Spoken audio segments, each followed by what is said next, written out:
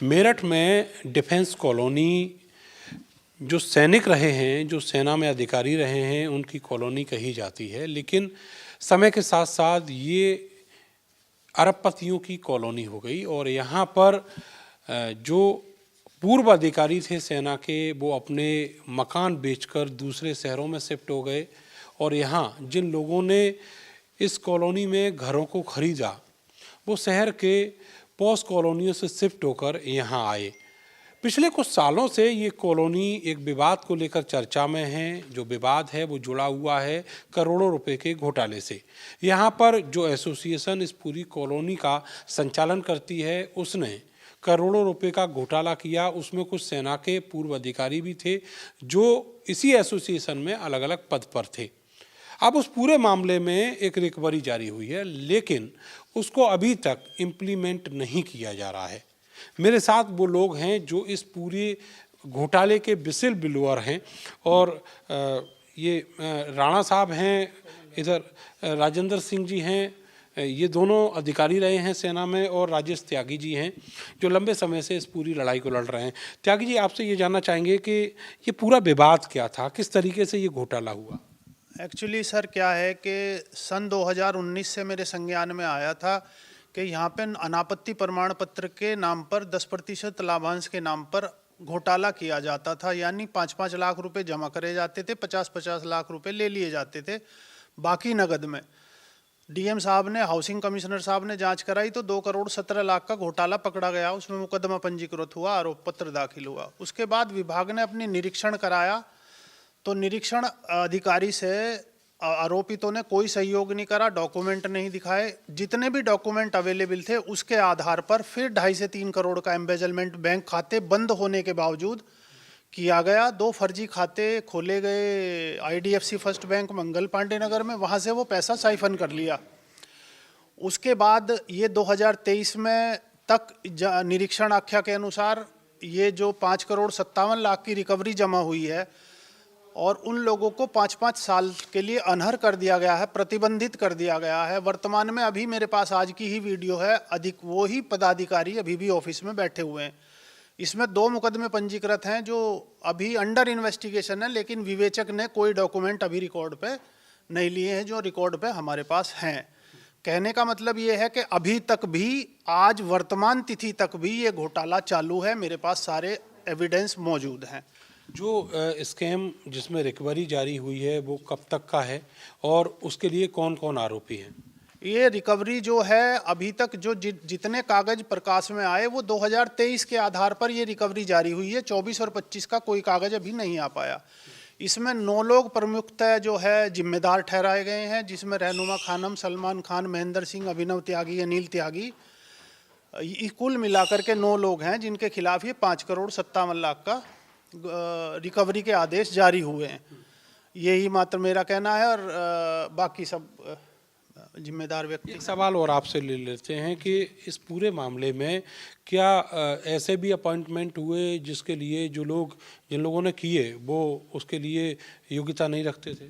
ये modus operandi ये रही कि जब इनके 2000 घोटाला 2021 में पकड़ा गया तो इन्होंने समिति पे, मैनेजमेंट पे कब्जा बनाए रखने के लिए इन्होंने एक नई विधि ईजाद करी। इन्होंने लगातार सचिव की नियुक्तियां, जिसमें अभिनव त्यागी, हुकम सिंह, वर्तमान सचिव रण सिंह, इनकी नियुक्तियां फर्जी प्रस्तावों के माध्यम से करे। किसी का तो प्रस्ताव ही नहीं था, प्रतिबंध के बावजूद लेटर जारी करे। यानी अभी तक 2021 से अब तक जितने भी सचिव हुए हैं सारे फर्जी नियुक्ति के आधार पर इन्होंने मोडस ऑपरेंडी बनाई कि हम नियुक्ति फर्जी करते रहेंगे और कब्जा बनाए रखेंगे।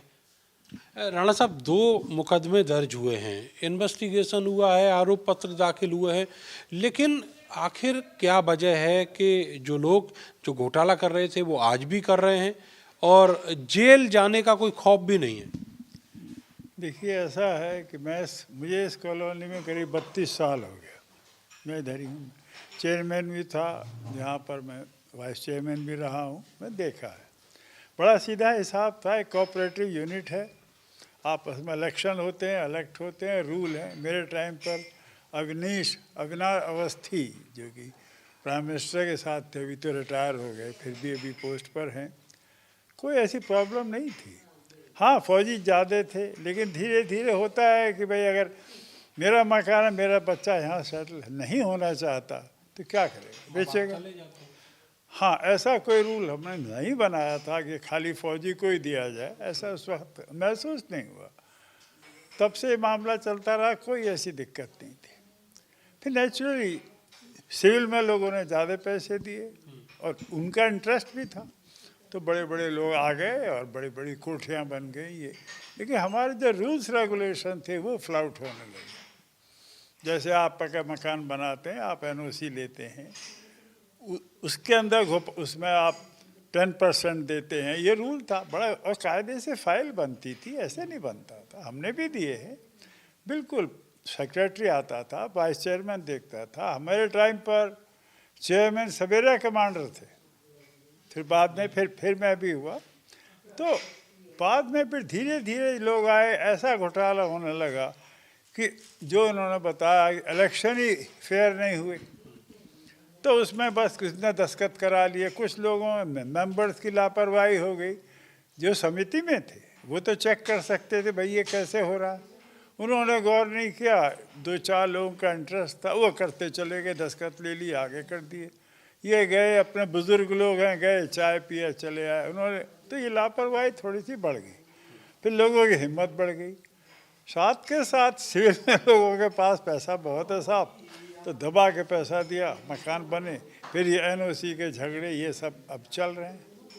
राजेश त्यागी लगे हुए हैं, कर्नल एसपी सिंह हैं, ये भी केसेस में लगे हैं। हम तो बुजुर्गों में इतना बस की नहीं, हम चला सकते हैं कॉलोनी, लेकिन कोई मुझसे कहे तो रोज़ कचहरी जाओ और ये जाओ, ये मेरे बस का रोग नहीं है। मैं 85 ईयर्स ओल्ड हूँ अब, ठीक है ना। कहाँ आपको लगता है कि अब जो दिक्कत आ रही है इस पूरे मामले में, जो चीज़ें निकल कर आई हैं जांच रिपोर्ट्स में, और जो लोग आरोपी हैं उनको लेकर आप लोग की डिमांड क्या है?